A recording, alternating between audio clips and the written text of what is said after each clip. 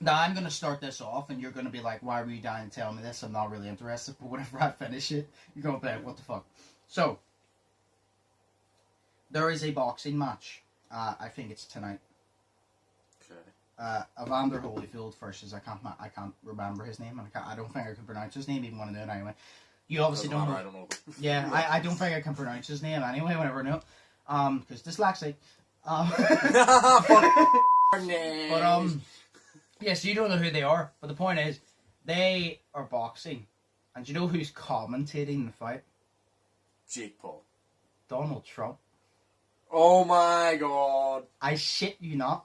Are you Donald serious? Trump is commentating Evander Holyfield versus the other guy. Wow. I just go with the other guy. Donald Trump is commentating. And do you want to know another funny thing? He was in the crowd whenever they were having their press conference and getting asked their questions.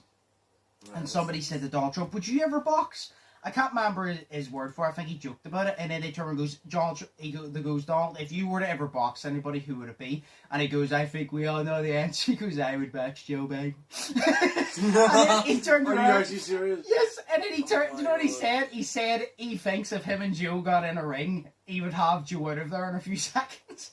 But it's the way he goes, oh, well, if I were to box somebody, I have to go with my rival, Joe Biden. That's amazing.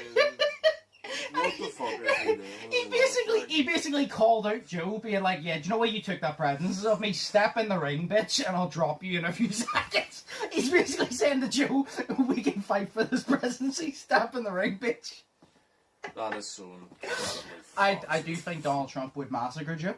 I mean, Joe couldn't beat a flight of stairs. So, I don't think... Oh shit, he couldn't. Wow.